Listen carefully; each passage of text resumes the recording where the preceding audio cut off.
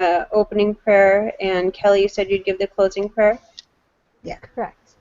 Okay, perfect. I will be the scribe as best as I can be. Oh, okay. Let me pull that stuff up. Okay. Thank you, guys. Of course. Okay. Do you want to go ahead and start? Sure. Thank you. Our dear Heavenly Father, we thank Thee for this wonderful day and the opportunity to have this technology to meet across the country and to make this assignment and to learn and grow and become better in this field.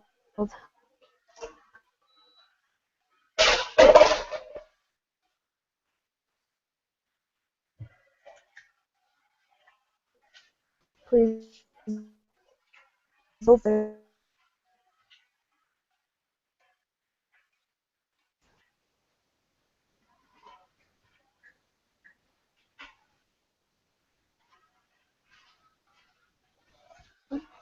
Sorry. Everything kept cutting out for me. Yeah, I think it cut out for a lot of people, but yeah, sorry about that. Okay. Jenica, did you want to hit off the meeting, or did you just want to start up the Skype thing? Or I guess Google Hangout. Say that again. Did you want to hit off the meeting, or did you just want to start off the Google Hangout? Hi. Can you say goodbye and run back downstairs? Goodbye. I got this. Wow. Okay, everyone say bye, and I'll say goodbye. Bye. Bye. Okay. So cute. Oh my goodness. All right. Well, we're already live. So we're already broadcasting. Mm-hmm. If that's your question, are you asking me to facilitate the discussion? If you want to, you can. I don't know if that's what you intended. Just more or less if that's what you feel comfortable doing. I mean, yeah, I'm fine with it. Yeah, that's fine with me. So, I did have one question, though. I can't see any specific questions we're supposed to be answering. It's just a general discussion on what we watched, correct? Mm-hmm. Yeah. Let's see. Okay, there were a few. Pardon me? Oh, I was just looking at the assignment. I clicked over on the instructions, and it says do the following during the discussion. And it's nothing really specific, but we each point out what we noticed and then discuss the trends. Yeah, I read that too. I just wanted to double check that there's not something else in another place that I didn't notice or something. That's all no, you're good. It's happened before. All right, so let's just start the overall discussion. What did you guys think of? Well, let's start with just the article on strengthening resilience, chapter 6. What did you guys think about that? Oh my goodness. It was long. It was long. I liked it because it discussed all the points, a little more in depth. I think the most I took out of it is toward the top or the beginning of the chapter, where it has a kind of a brief outline, 1, 2, 3, and 4, about decreasing risk factors and reducing negative chain reactions and strengthening protective family processes, and then bolstering the family. As I was watching the video, I don't mean to take up all the time or jump right in, but all these points. We have an hour. Go. Okay, all these points to me, I saw in the video,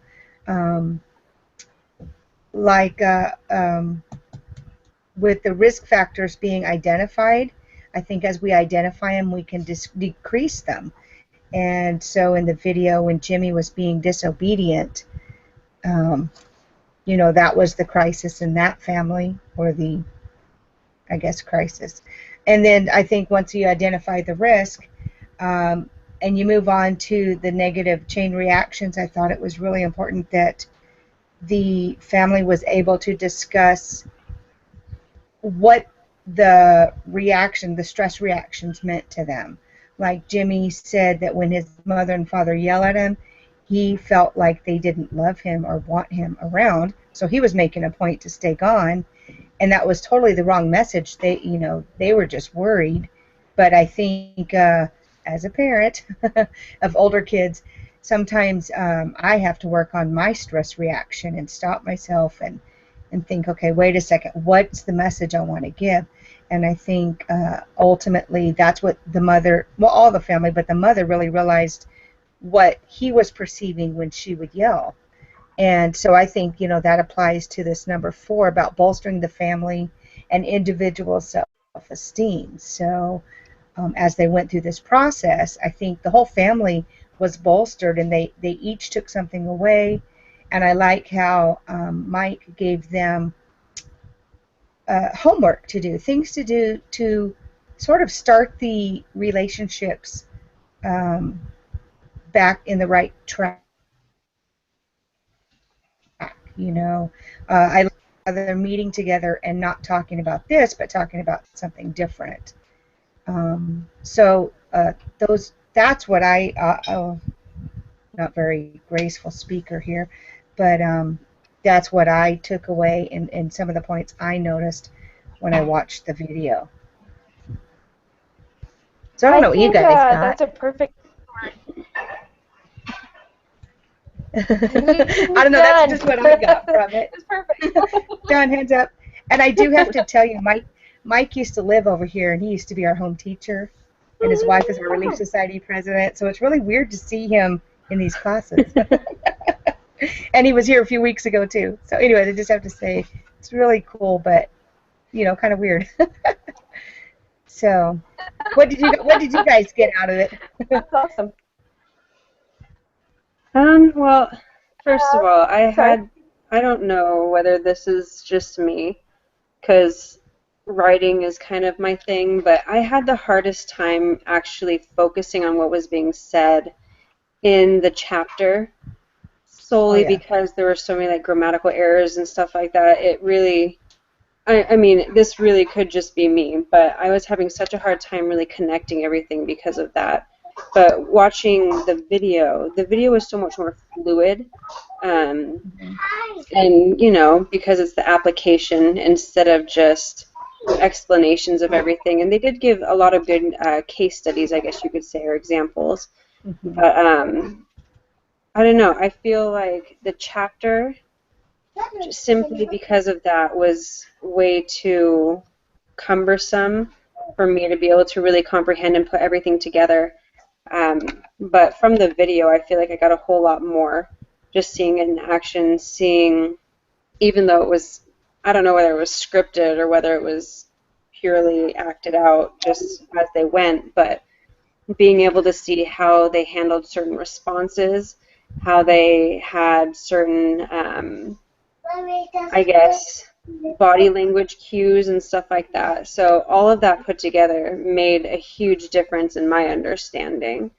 So I really think that just how he kept the conversation moving forward, but he didn't pass over things that needed to be brought up. Like, he gave validity to things that were important, but at the same time, those things that were kind of trivial, that were easy to breeze by, he kind of let them point out what those things were and moved on. So I think the video, I know I'm not getting into specifics and stuff like that, but I really think the video gave a much more, I guess it just gave a much better example of how family resilience is built, because he was able to really show a fluid example of it rather than of it with horrible grammar. So that's kind of what I got. Do you feel? Oh, sorry. Oh, I was going to ask a question. I totally agree. Do you feel go ahead. that let me ask a question. After you read the chapter and then watched the video, do you feel you understood the chapter a little better? Because for me, I read the chapter and I get what you're saying. It was a hard read for me. I wasn't totally focused like I should be. But then watching the video, I was able to notice these points. So and it made more sense to me. So I was just curious if that was the same for you, or I'm a weirdo. I no, I do think it was kind of that way, that I was able to understand a lot of what was said, but at the same time, I feel that I kind of I picked up on things in the video that may very well have been in the reading, but I couldn't even remember because my brain was picking apart other things. It's kind of Yeah. just like, I think it was in this class instead of the other one, but where it says to try and eliminate distractions. And in like the video, there were no distractions. You know, the whole family was there. There weren't pets running around. There weren't TVs on, that kind of thing. And so I really think that I just I was able to really understand things a bit more from the reading after that, but there were some things that just completely slipped my mind from the reading because of it. So I was just I'll curious. just, yeah. Okay. No big deal. But yeah, totally good. What I did you Okay. just have think, to say, like, Haley? I loved the video because, I mean, the reading, it was also very difficult for me. Like, I just have a hard time with reading as it is. But I found that they needed to make it more concise in the reading because I could have read a couple of sentences and been fine and understood what was going on. And I had read the chapter after I watched the video because I always feel like I can relate it to it better if that's the goal or the how we're supposed to do the assignment. And so as I was going through all the different principles, like not just the four that were listed, because I got confused on what exactly were Walsh's principles, because they weren't like set in stone, like these are the principles and list them off and then go into each of them. It was just like these are the different points. So I went through them and I wrote down the ones that I thought were used in the video. And the thing that I liked the most was the fact that it had to deal with oh no, what one was it? Well, it kind of dealt with language in a way in that he Michael would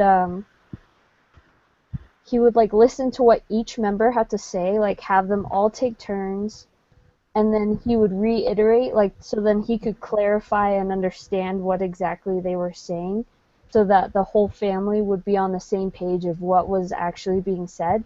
Because him doing that, usually when when there's four people in a room, they'll hear what one person has to say. They'll all interpret it differently, and so him going to that and clarifying so everyone knows, everyone's on the same basis, and they see more clearly. He like put himself as a mediator in the whole discussion, which I was like, oh my word, I wish I had a mediator in all my discussions. It'd make it so much easier to just communicate and like understand one another. But that was the thing that I really liked that I felt wasn't necessarily clarified or included in the chapter, was that you kind of have to create that mediator facade as a therapist, I really think. So yeah, that's what I I thought. think so too. That's a really good point. I like that. I liked I'm reading from Walsh's four factors that we've kind of brought up a few times, and you've kind of touched on it. But she's talking about um, assessing the risk factors and reducing negative chain reactions, and by doing that, by interviewing each person and really clarifying, this is what you're saying, this is what you're feeling. He's doing those things so well so that it's not escalating, it's not snowballing, and we're not talking about everything that doesn't matter. We're reducing those negative chain reactions. We're really getting down to the risk factors. And then, yeah, we can just move on. Like, And it really felt like at the end of this session, they were all like, oh, problem solved. I don't even know if it was such a problem anymore, you know? And I'm sure they still have work to do because there's habits and patterns that we all have in our families that are hard to break. But he really just cut right to the core, and they were like, oh, you know, and it must have been, you know, if that were a real family, relieving for them just to be at that point, finally. Just a second. My kids are. Hey guys, I'm in a meeting. What do you need? You hurt your tooth? You have a toothache? Okay, come on out.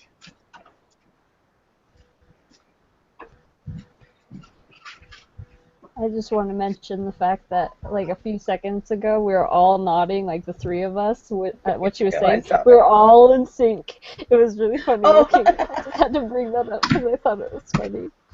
Too funny. Okay. And All right, Jenica, guys. I like that point that you brought out, Jenica, about how he reiterated everything. But I think what was important and what stood out to me was the way he did it. It was non-threatening. His tone of voice, was steady, but also he's engaged with everybody as he speaks. And I was just thinking, not only did he reiterate, he was personal with each family member, and it was a non-threatening way, which to me makes a difference because, you think if someone's a little threatening, even if they don't mean to be, we get on the defense pretty quick. I think most of us might be able to relate to that. So anyways, I just wanted to add to what you said. No, I think that's a great point. I really liked, he would say things to not make himself look superior. Maybe it's just me, or this might kind of sound dumb, but what do you guys think about, and he did it in a way so that he wasn't sounding like the authority or the person who knew everything, but that they really had the opportunity to be right and have their say, and it was completely valid. And his opinion on what they were saying was not more valid than what they were saying. Right, and that's what I like about it. Yeah, I thought that it's not a superior anything, tone of voice or demeanor or any of it. And I also really liked how every once in a while he would actually clarify. He'd say, if I'm saying this wrong or if I'm interpreting this wrong. Because I'm going to be honest, at the very beginning, I didn't hear him say much of that. And he would just, it almost sounded to me like he was kind of leading them to say certain things. But as time went on, you were able to really pick up that he would say, like, if I'm wrong, correct me. Or, if I'm misinterpreting what you're saying, please let me know. Or if you do feel differently, make sure to clarify. So not only was he clarifying for all of them, but he made room for them to clarify with him, so he did also understand. And so he could, especially at the end, like it was said that he gave them homework to do on their own, but at the very end he was saying, I will never know your family as well as you do, and so I want to make sure that you guys come up with solutions that are going to benefit you guys, because I can't make you do anything. So if you guys take that 30 minutes or less on Sunday and figure something out that works for your family. He really made it so he wasn't doing guesswork. He wasn't putting words in their mouth and stuff like that. And I really appreciated that he did that instead of just saying, oh, you must feel like this. Let me tell you what you should do. And to go along with that, I think putting the responsibility back on the family that, they're the ones that really need to work together. And he gave them some tools throughout this discussion, but I like that he puts it back in their ball court and they get to figure out what works for them. Because all our families are different. What works for yours isn't going to work for mine. So, anyways. And with that, I thought it was really cool, like with the clarifying and saying, if I understand right, correct me if I'm wrong, and having them, like, trying to get them to, like, work on clarifying, kind of nudging them along to work on that. was one of those tools that he was giving them, but not like you should clarify, but as like kind of get them to practice it type of a thing. I don't know if that makes sense. Yeah, he set the example of what they could do. Exactly. Yeah. I like that. And he did. Very well. So let's spend a minute and talk about tools we noticed he gave the family. We've kind of talked about risks and how he was able to talk to them on a very human level and not threatening level, but what kind of tools did you guys notice that he gave the family? And I felt like it wasn't just at the end he gave tools, I felt like he was kind of giving tools the whole way through. It's the way he asked questions and got them to think about different ways. But what kind of did you guys notice that maybe if it's even a tool, just things that they'll be able to take out of this and use at home later on? Well, for me, I think we're kind of on the same topic, but I think it is a tool to learn to communicate and repeat back, okay, this is what you said, and repeat it back to the family member. To me, that's a huge tool because so often communication is mixed up, and you can say something, and the person you're talking to doesn't even have the same idea or anything near what you're trying to communicate. So to me, the tool that he spoke back and reiterated, this what you're saying? This is what I understand. I think that is a huge tool that he used throughout the video for me. Anyways, that's the biggest thing. I have to think of the rest. No, I completely agree. I think he. Oh, sorry. You go for it, Haley. I'll speak after you. Okay. Okay. So the thing that I saw was he wasn't critical of the son.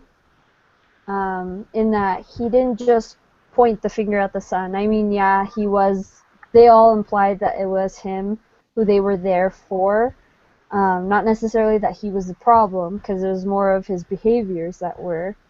And so I thought it was really good of him to be an example of asking all the individuals who were involved, not just pointing at him and pointing at the parents, but involving the sister, showing the different relationships, connecting him with each individual, and like being able to do that is like that takes a lot of work and a lot of like practice and stuff. And so like him being able to teach that family through example, to allow everyone to share and fairly have like everyone has like a fair chance of giving their input and their views and everything, and having that warm environment of being open, because he must have set a great environment from the very beginning, because the sister just flat out of the gate was able to like point out the problem or like in the situation, and so bluntly, like when I was like, oh, it's that awkward silence, because I've been in a therapy situation and I know that awkward silence, and I'm like, I just don't want to talk, I don't want to be blamed, I don't want to say anything.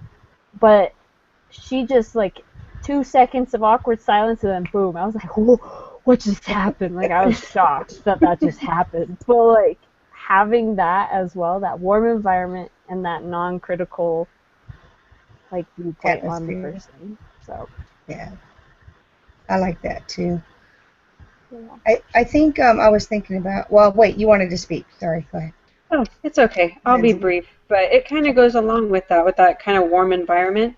He got to know them first. So he really got to, he got to see what their interests were. So I'm guessing it's kind of so he could figure out how best to communicate with each person. And he used humor through a lot of it. And especially in a family where they all admitted that the arguing and the contention was really uncomfortable for them, keeping that humor kept tension down. It kept things from escalating, because I mean, a lot of times they were talking about each other when they were right there. It's kind of that awkward thing where, it's like, oh my goodness, Haley in that red shirt, and she's right there. You know what I mean? And so like the fact that he was able to bring humor into it and make it comfortable so that they wouldn't feel a need for escalating tension. I think that kind of goes along with the warm environment. And while I don't think you should make light of it, I do think that it's important that he showed that just because there's a problem doesn't mean that it has to induce anger. And it doesn't have to induce a bunch of negative feelings that are going to tear everybody apart. And so I really appreciated that. Go for it now, Kelly. Sorry. I think that's a good point. I was just going to say, thinking about the tools, that I think at the end, when he gave the homework to them to meet as a family and for the sister and brother to meet together, and that I think those are tools that he's giving them and sort of just giving them permission to do this, setting it up. And I think that's a tool that we need to consider, because I don't think well, maybe this will give the family an opportunity now because it's homework, but they could start some really good habits and for the future, I would hope. So I think those were important tools also. So. I think that's a really good point. One thing I noticed, and it kind of goes along. Oh. No, go ahead. Am I good to talk? Yeah. Okay. One thing I noticed, and it kind of goes along with what Haley said, but they went into this session and everyone was like, it's his fault. Everybody was like, it's totally him. And he was, I thought he was so masterful, because at the end he's like, so wait, how is your behavior impacting him?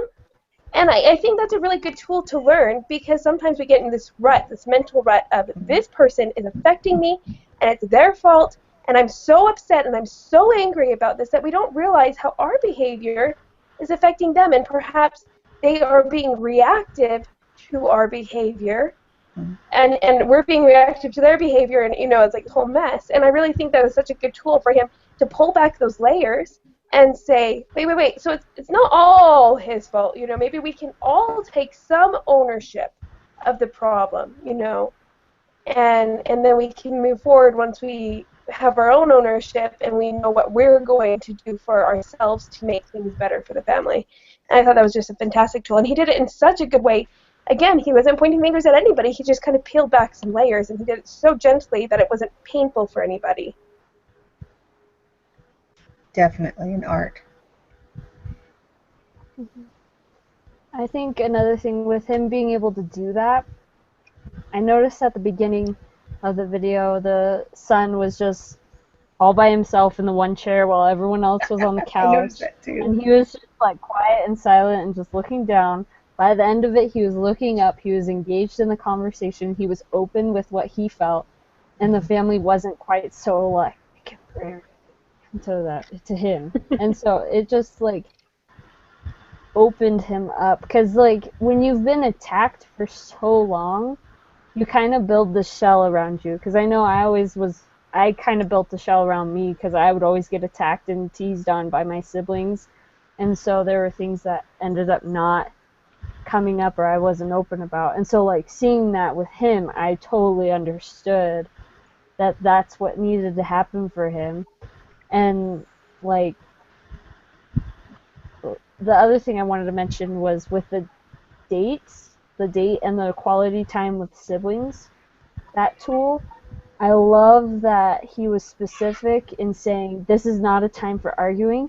Talk about something other than the issue. Talk about like your common interests and stuff. I love that. I was just like, oh, thank you for giving them something else to talk about, because I feel like that's all they ever talk about just by them in that therapy session. Yeah. I agree too. I think that's it's just a good tool, I think. I think kind of going along with that, because that really focuses in on the subsystems within the family. I mean, I'm sure I'm stating the obvious, but just that whole like kind of have a miniature family council on Sunday, less than 30 minutes. Don't make it more than that, because making it more than that can be weird. And just saying like, make a plan. You know, have a family council, make a plan, and he even gave them some time on Sunday. So they knew sometime during that day they were going to make that happen. And same thing with like the date night. You have to pick a day, you have to pick a time, where are we going? And when he talked about like even the siblings, he's like, oh, go get a soda. You know, he gave them ideas, and if they didn't want to do that, I mean, at least they had an idea of what not to do so they could figure out what they could do. And but what I actually thought was really interesting is when he said that he wanted the father and son to talk. It was the son who came up with the idea, and not necessarily of the driving, because, you know, he's just like, well, maybe you guys take a drive together. And the son is the one who came up with, maybe you drive me to the skate park. And so, you know, giving them the opportunity to make it more specific. He gave generalized tools, and he's allowing the family to make them more specific to their wants and needs, their preferences, that kind of thing. So I think that was really amazing that he was able to draw that out.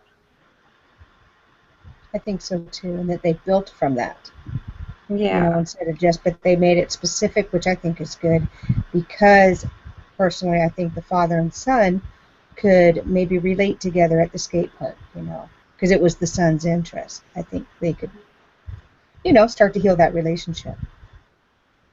And that can show understanding to the father of why he wants to always go to the skate park. He sees who he's involved with when he goes to the skate park. Because I remember them in the middle, they were talking about, yeah, he goes to the skate park and that's like a rough area and everything. And so the parents worry about the people he's hanging around with. Well, if the parents were to go to the environment he's always hanging out with, they'll meet who he's hanging out with. So Right. I thought that was also neat. Yeah, yeah. All right. Sorry. Does anything? Sorry. Okay. Does anybody else have anything else they want to say about tools? I think I'm good. Good. All right. Yeah. I think that we've been fairly comprehensive there. So I think that Walsh gave a really good list that Kelly brought up at first, and it's the decreased risk factors, reduce negative chain reactions, strengthen family processes, reduce vulnerabilities, and bolster family and individual self-esteem. I think we've kind of gone through that, but let's just quickly go through each point and identify what they discussed and what they did there. And I think that's kind of a good way to close this out. So first one, decreased risk factors. How do you think that he decreased risk factors? I can start this one. One thing I noticed he did is mom is like freaking out because her son isn't coming home. Like, apparently this is like over the top mom worry that, you know, and without minimizing her feelings, I think that he was kind of like, you really think he's off dead in a ditch? I mean, like, he can't be off dead in a ditch every night, you know? And he kind of got her to start being a little bit more reasonable in her worries. And then he would ask the son questions like, well, are you doing drugs? You know? Are the guys you're hanging out with really that bad? Who are you hanging out with? And he did it in a way, so again, he wasn't attacking her, but he decreased her risk, what the family were perceiving at least as risk factors, and kind of brought it down to, this is actually kind of more what's going on here, and I thought that was really good.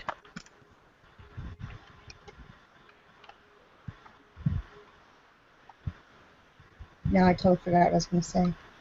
I think as far as decreasing the risk factors, I think a lot of it was the communication, and like you said, Jenica, the perceived worries that they had, and by discussing them, and I actually, while you were talking, thought of that mood log. You know, when you have this belief, she could totally use that mood log, and I think my son's out, he's going to be dead, and then as you rationalize your way through it, you come out with the more positive thoughts. and even though that wasn't used, it came to mind. I was thinking, oh, that'd be perfect. But I think by pointing these things out and facing them, and you know, teaching her that it may not be as big of a risk as she's thinking, and she may be blowing it out of proportion, but at least she had the chance to look at it and think of it and look at her reactions. Because to me, I think it's the reactions. A lot of times, I could relate to this whole scenario. I could tell you guys a whole nother story, but I think it's that communication and realizing, oh my gosh, you know, I am freaking out. You know, she had to realize that she was freaking out. She was just reacting to it without any thought, and I think that's what helps to decrease the risk is to think about your reaction first, and he helped to teach that. Um, Anyways, I know I'm rambling, kind of. My thoughts are scattered, but that's, I think, to me, because I've seen it in my family, that once you learn to not just react and you learn to think about it, that really does reduce the risk because you're able to communicate better. And it may not be perfect, but it's better than it was. When you don't react and you have a chance to say something calmly, then the other person's not so quick on the defense, and then the big fight and all that. So that's something that came to my mind. I think kind of. On that line, the other. Oh, Go for it. You're on the I'll line. be really So fast. we're good. Okay, so on that line, um, one thing that I also noticed he did is he kind of started to talk about expectations for children who are adults and how, again, he wasn't confrontational and he did, like perhaps it's not best for an 18-year-old to be all hours of the night if he's living under his parents' roof. He was kind of like, he's an adult now, and so maybe structures and things should be changing a little bit to allow for a little bit more freedom, a little bit. And I liked that he didn't really get into it, but he did talk a bit about that. Oh yeah, my kids left the house and it was and he kind of talked about himself, and again, he didn't really focus on that a lot, but I think it also helped the parents to be like, oh yeah, he is an adult. He's not 14. He's an adult, Right. even though he's probably not mature enough to be. But True. sorry, Yeah, I Lindsay, think what were that's you gonna say? Well, pardon me, I actually kind of got the opposite from it, just in the way that by her saying specifically, like in this example, when she said, well, he could be dead in a ditch somewhere, I think in a way that kind of helped the son to see that, first of all, that's that she true. cared, but that if I don't tell them where I am, and I was, they wouldn't know it. You know what I mean? If there was trouble, they wouldn't be able to come help me. And so I mean, maybe it's because I'm that kid who did that kind of stupid stuff that I'm just like, oh, well, maybe it would have been smart of me to do this. But I really do think that even though, it was helpful to allow the mom and the dad to be more rational about their fears and to not be so almost pessimistic about his choices, for the son to also see that, you know what, if something were to happen, they wouldn't know. That's where all the uncertainty is coming from, is because if something happened, they wouldn't know. And I mean, how horrible would it be if a police officer did come to the door and he wasn't there because he died or something happened to him? I mean, it's not something any parent wants to think about, and it's not something a kid wants to inflict on the parents, you know. And so I think it was kind of a good way for everyone to kind of see each other's points of view and to see how their, kind of like you guys were all saying, how their actions really affect the rest of the family. It's kind of like Mike said, that he had a lot of power because a lot of the things he did or did not do affected the rest of the family. And as they went on, they found out that what people do and don't do affect everyone else in the family. And so I think it was very important that he brought that up so that everyone could really see how they're affecting each other. And so it really kind of helped them take responsibility for their thoughts and their actions. I agree.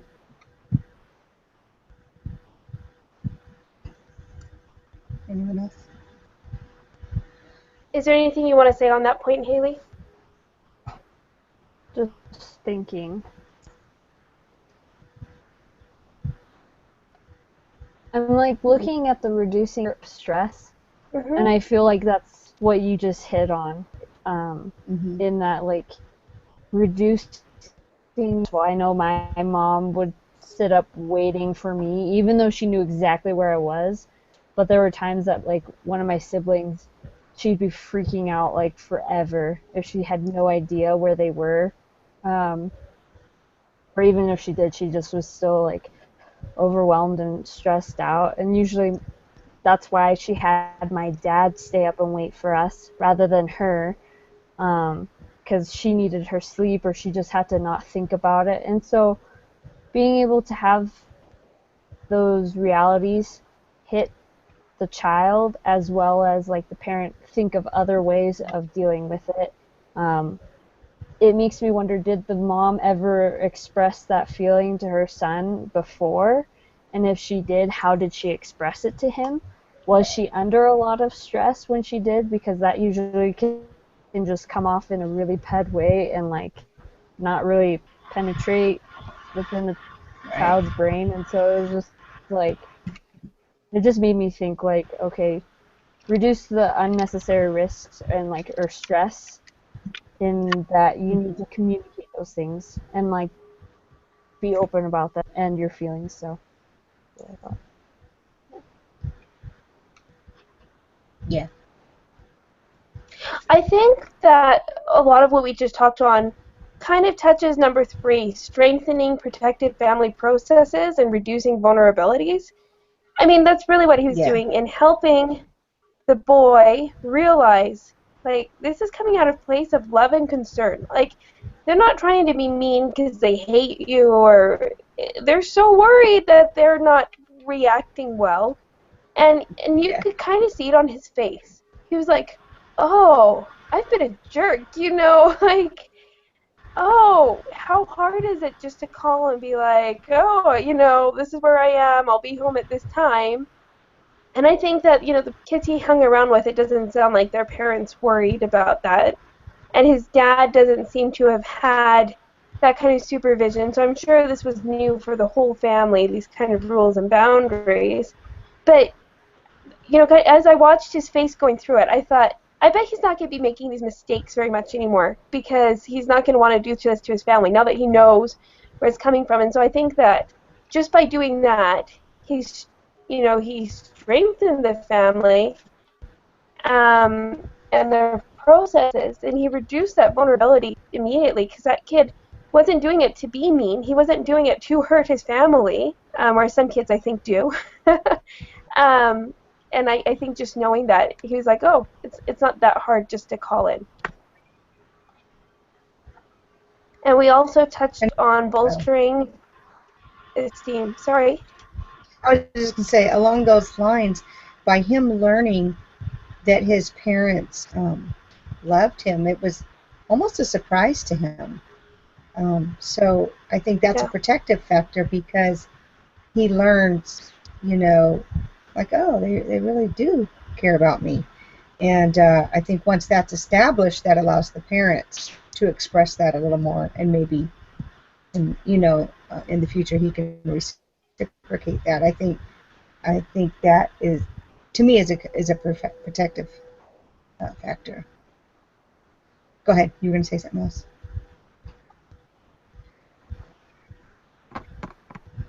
Oh, I was going to start to wrap it up because we're kind of at that time in terms of the time limits they set out. But that's okay.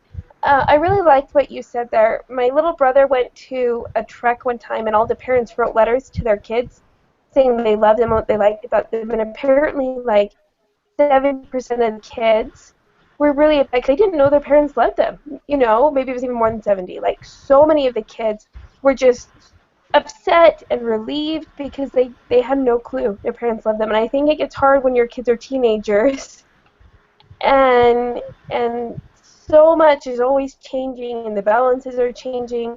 And I think that it's so stressful, like this poor mom, it's hard to reinforce that positive I love you because you're always coming at them from a worried place, which doesn't always look kind or thoughtful or loving. And so I Yeah. really liked that I have to point. It was really important for him. I have to say I was maybe not quite this small, but my son made some very poor choices, and only one night did he not come home and he expressed, "Don't do that to me again," which was good, but we still had our own issues. But I'll just share real quick. One day in the car, and mind you, he's really messing up, headed to juvenile hall messing up. And I told him, I said, "I don't care what you do, I will never quit loving you." And it was a surprise to him. So sometimes in the mix of all this, you're trying to teach your kids, and you're trying to show them, and you love them, and you gotta you gotta discipline them. They somehow get the notion that you don't care, and it may not be all kids, but I know that's what happened. If you end up in jail, I will still love you. I won't like what you do, but I'll still love you. And I think that's important. Not family members. Maybe it could be your parents that you need to express that to. Um, Stuff like that. Like I don't express enough to my dad. I probably should, but hopefully I will. So, anyways, So thanks for bringing that up. I'm sure that's sorry you had to go through that, and I'm sure it's hard to share, but it's a really valid point. Thanks for sharing that.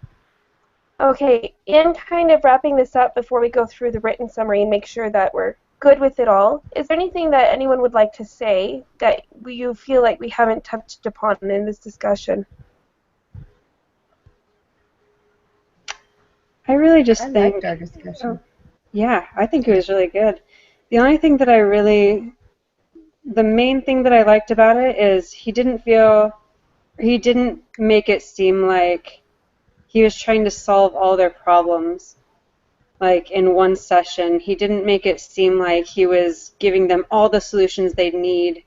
At the same time, he wasn't making it over dramatized. Like at the very end of the chapter, he was talking about how some people, simply because of the pay and stuff like that, they make it seem like it's worse than it is, so they keep coming back, so they need medications and stuff like that. But the fact that he made them feel like, you know what, this is normal, how certain people are reacting, like the women, how they act because of certain connections in the brain, and men, how they act, that kind of thing. He validated those things that were normal, but he also pointed out how important it was to them as a family.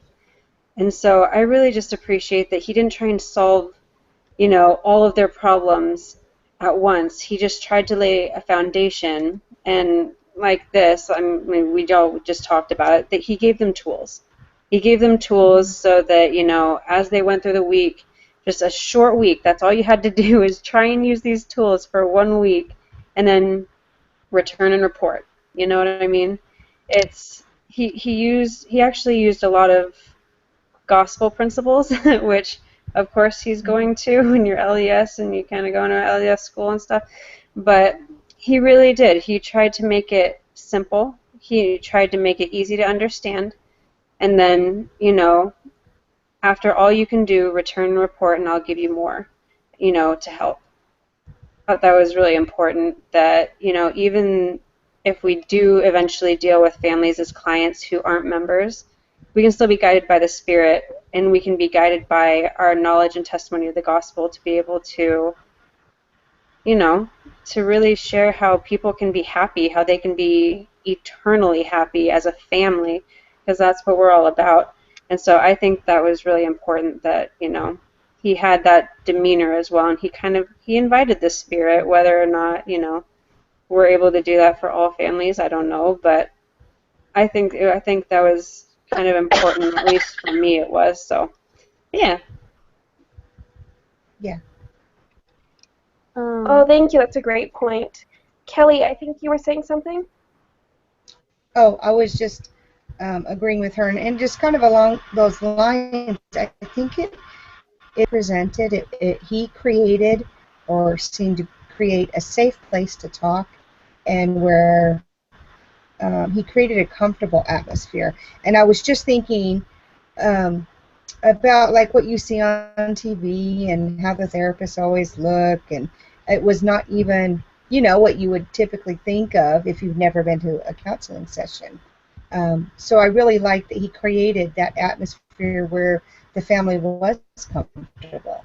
That that was just kind of stood out to me, that he got to know them a little bit, got them relaxed a little bit so that they could discuss what they needed to.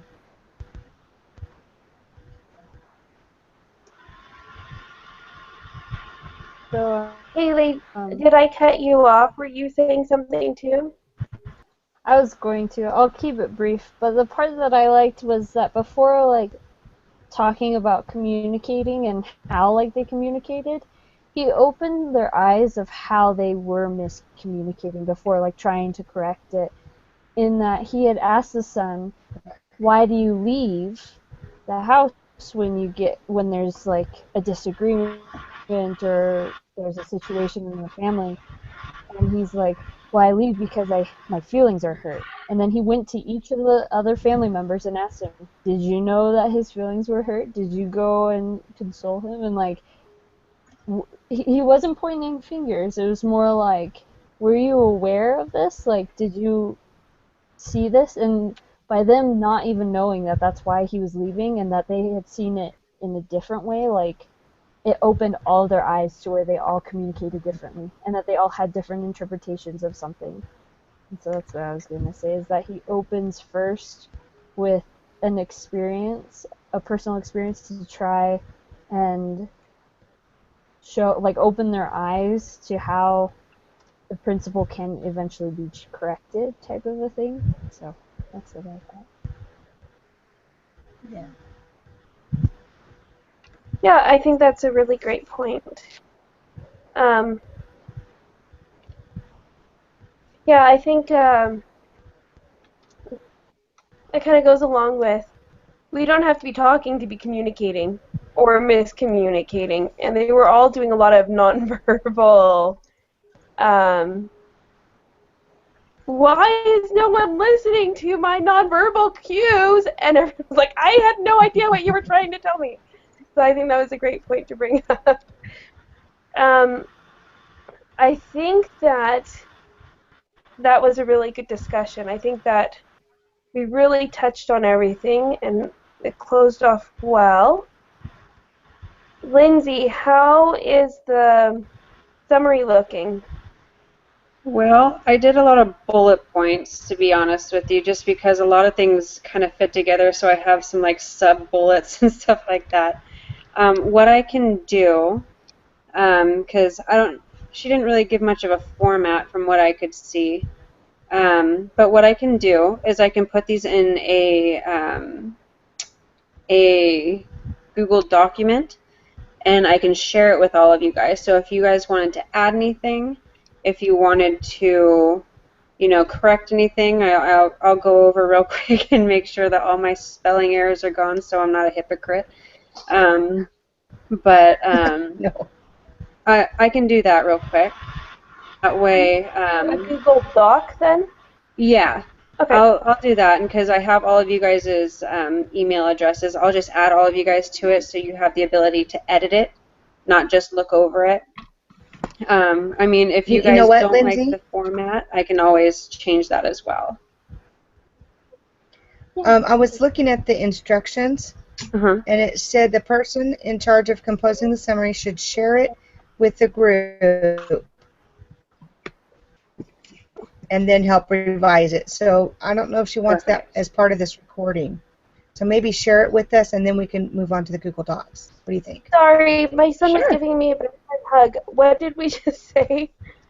I'm gonna just kind of go over what I wrote down, and then I'll share it with the Google Doc, just so, if we were supposed to share it during the meeting, um, that way, Then it's on you here. know, yeah, just so we cover all of our bases. Now, So, yeah, I'll link for this onto that Google Doc, the YouTube Oh, link. okay. I don't know if she wanted it or not. I couldn't see that, so I'll just attach it. Because it says a hangout on air, so Okay. I'm assuming she wants the link.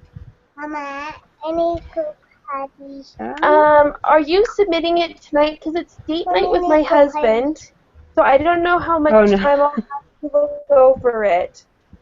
No, I'm not going to submit it tonight. I want to make sure that you guys have the opportunity to look over it and to make any revisions when you guys have time. I don't know exactly where everyone lives, and so as far as I'm concerned, it could be midnight for you guys. I don't know. So I want to give you guys some time.